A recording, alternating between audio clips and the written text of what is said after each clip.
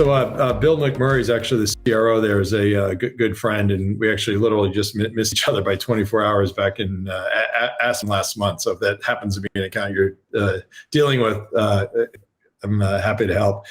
And then on the mental health topic, I mean, Richard Harris is probably one that comes to mind as kind of first and foremost out there, out front. Just has so much great content. And what I learned, we had him on one of our early podcasts, but just this whole mental health. I mean, just such an important topic that people a lot of times just don't know really how to handle it or what to say or how to do it. And it seems like Worklyfe is just a terrific bridge to have that discussion, right? Yeah, I feel like, I talked about that eroding relationship between employees and employers. Like there needs to be a middle person, a mediator, almost like if you had a nasty divorce, like, well, how are both sides going to ever come to agreement on things? Like they're not to say that can't happen, with businesses, but it's harder. It's becoming harder to do that. And so I feel like Worklyfe will kind of be this group that can sit in the middle, help HR, help the individual, help the company, the leaders, kind of all surface kind of what really matters, and then both get what they need out of the relationship. And I just feel like that's the elephant in the room today. Like I feel like nobody has a really elegant solution on fixing the future of work, except for us that I know of, that's actually feasible, that could actually work. Because one of the things that we're going to be able to do is do what HR cannot do.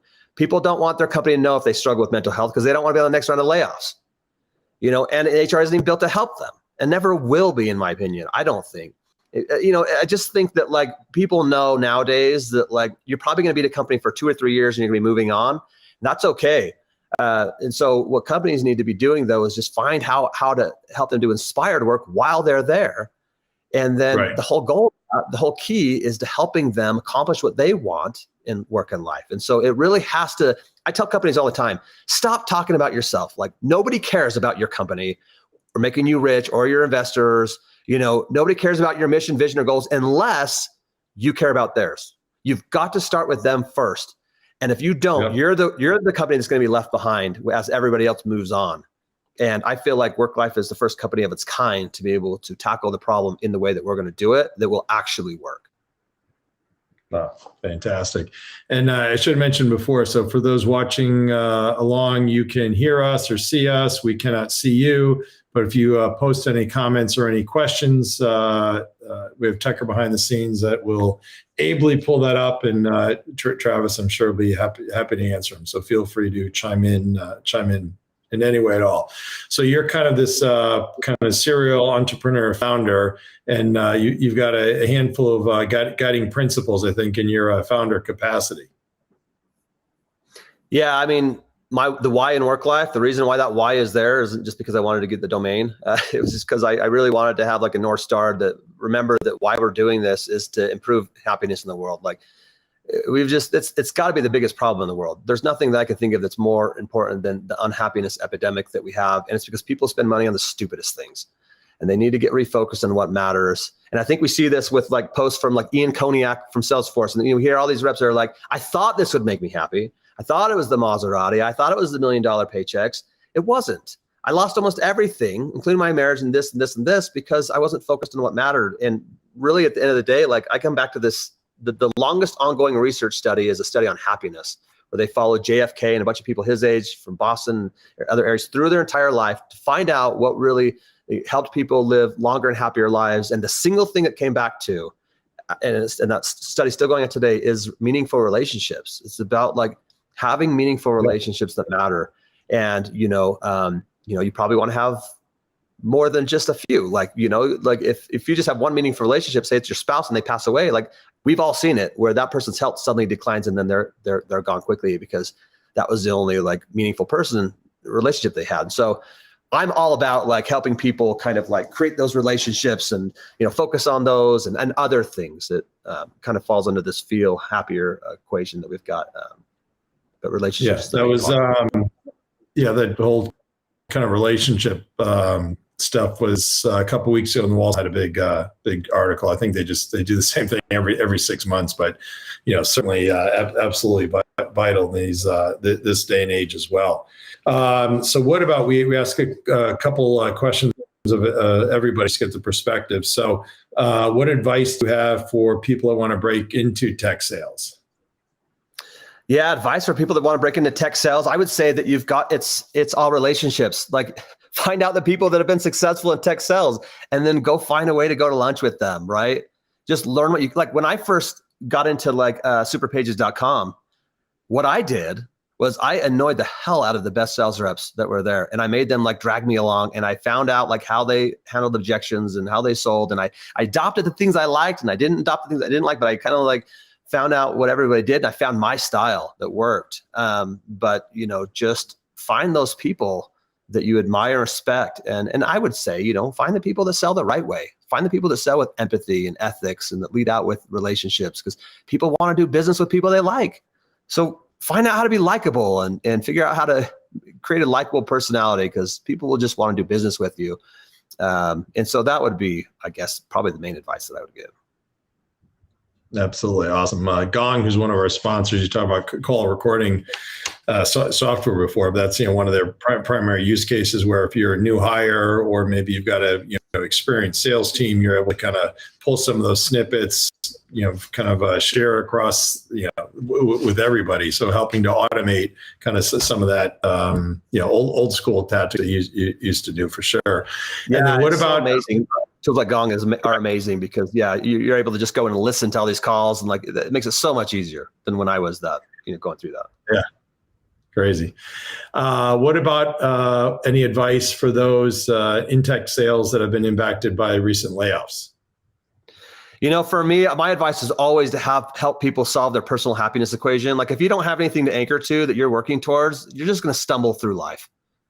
You're not going to have any direction, and you're just going to be blindly going through your life and making a lot of mistakes. Like you got to find your why. Like you really do. Like I know it's cliche, but what is your purpose? What do you want to accomplish in your life? Like if money and time and resources weren't objective, what would you be doing with your time? And then like really analyze that and figure out like, man, am I just a horrible person? Like, just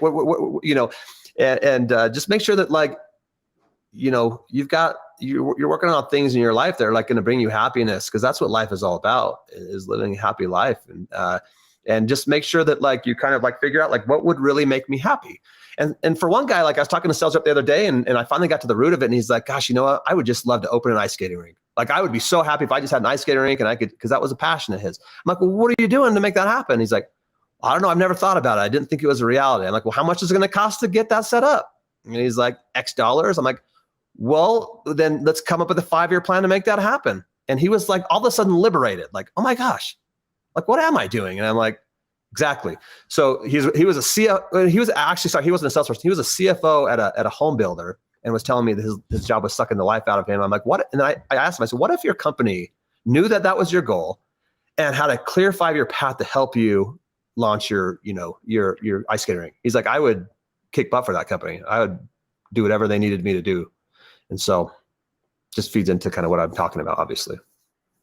Awesome. I always wanted to be a Zamboni driver. So he does a rink, I'll drive the Zamboni. That's awesome. How about that? Hey, what about sounds like a good work life goal. Sounds like a good work life goal we need to make happen for you, Randy. There you go. What about startup founders that you kind of respect or admire, or maybe you've learned from? Yeah. I mentioned Jaron Paul. He was amazing. I had no business being the CRO at Spiff when we started. Had no tech, selling experience, but he just let me come in and really I gained the most out of that relationship. I learned a ton. But he has just always been someone that I've really respected. Jaron Paul is awesome, and he's just a good human being, cares about his people, wants to do the right things for people. He's very top of my list for sure. Just helped me out a ton. Davis Smith is founder of Cotopaxi. I just love impact focused founders. I call it, anybody that wants to be an impact unicorn, like isn't worried about being a unicorn so that they can just make $1 billion and go off into the sunset, but that really wants to do good in the world and make a difference for other people, are people that I really respect, because money changes people and it's really hard to stay grounded when you've made a lot of money. But there are some founders out there that really do good in the world with what they're doing. Great. What about any maybe advice that you've received along the way from them, or kind of any others that has been implemented?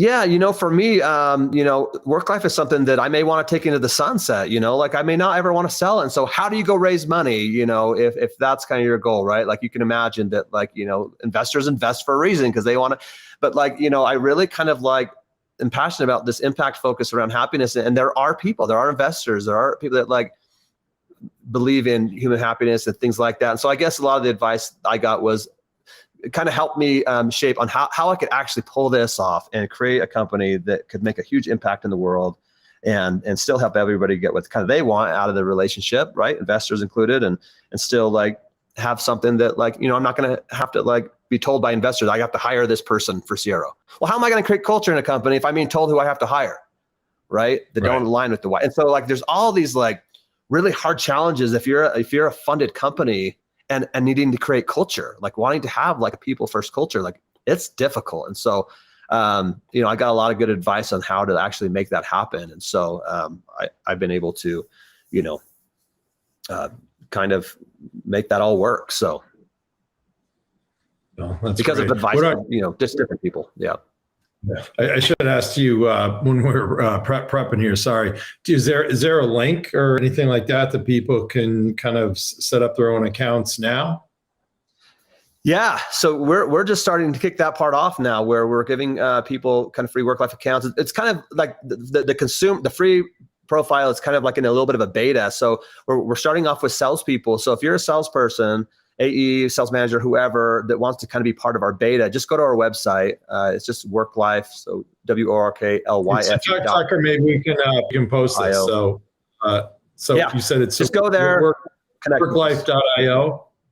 Yeah, go connect us with us there. Hit me up on LinkedIn. I'm very active on LinkedIn, so you can hit me up on LinkedIn and say, "Hey, I would love to be part of the, the free Worklyfe beta," and then that's great. We're launching a thing called the Future of Sales Summit. It's going to be in Fiji in next year, and so there's going to be a way for reps to be able to come hang out with Richard Harris of the world, Scott Lee's a bunch of amazing people, where we're going to be having a lot of fun and celebrating reps who sell the right way, but also talking about the hard topics around creating the future of sales that we all want to see, mental health. All these things are really hairy topics, and we want to get to the root of it and solve for those things. And so we need to bring the best and the smartest people out that are passionate about those things. And that's what the Future of Sales Summit is going to be all about. Awesome. So Tucker, for those that may see this after, I think the kind of the communication chain is out there on LinkedIn. Maybe just add on, if you can, please, Tucker, something like for a free beta version of Worklyfe, go to, and then put in the worklyfe.io. And that way, then it might be a little bit more straightforward for everybody. And I assume that's on your site, Travis? Yeah. And I think right now it just says there might only be a link to. So we've been in stealth mode. So we just are finalizing another round of funding, and now we're actually coming out of stealth mode and doing the Future of Sales Summit, and finally being out there where people can see us. Right now, if you go to the website, you're going to see that there's not much there about Worklyfe and the things I've been speaking about. It's very vague, but we are going to be relaunching the new site in March. And then there will definitely be a link for people to sign up for the. So if it's not on there right now, I'll have to double check. So it's not there now. Okay. It might not be there now, but we will have that up there by March 1st, probably. So, and then also for companies, we do free inspiration sessions. So if you just want to have us do a session for your sales team, where we can get everybody together on a Zoom call and help them go through our framework, our Feel Happier framework, to help them kind of create their vision board, their tapestry, if you will. That's free, and we just do that. And that's something that they can always have with them. And then, at some point, if companies are like, "Hey, we actually do want to help people get further faster now towards their goals," that's when they can pay us and upgrade to the paid version. Awesome. Very cool. Yeah. So we can talk offline, but probably you can post that in sales community. And I can, obviously, LinkedIn, you got to be careful because you could hit up from too many, but I think you've got a nice curated ICP with the sales community folks. Awesome. So anyway, time flies while we're having so much fun here. So any kind of closing comments, Travis? You've been great. You know what? No, for me, I'm just really excited to, I just am really excited to change sales. I just think there's this is the greatest profession in the world. And I think that there's so much more we can do to help people. Like, people want more than just a paycheck, right? And companies just got to do a much better job at really helping people like kind of find meaning in their work. And the way that you find out is by just caring about what they care about. Like, truly, you have to be able to like focus on them, and we'll empower you with the tool to do that. And so that's what I'm passionate about. It's hard for me to ever like not get on my soapbox and talk about it because I'm passionate about it. But I just really think that there's a path forward to fixing what's wrong in work. And I think that we're going to be a big part of that solution. So I'm really excited about it. Awesome. Cool. All right. Well, you've been awesome. Really appreciate it. Thank you so much, Travis Ashby, CEO and founder of Worklyfe. Next week for episode number 114, we have Joe Koenig, who's president of WWT, Worldwide Technology, one of the largest technology solution providers out there. So that'll definitely be a great session as well. Thanks to Decision Link for sponsoring. And for those that are not members of Sales Community, you can click on our salescommunity.com/winter free link and get a free membership. So Tucker also posts this on all the different social mediums. So for those that saw it, awesome and thanks. And if you want to share it with others, you can definitely get access to it. So thanks, Tucker. Thanks, Travis. Have a great rest of the day.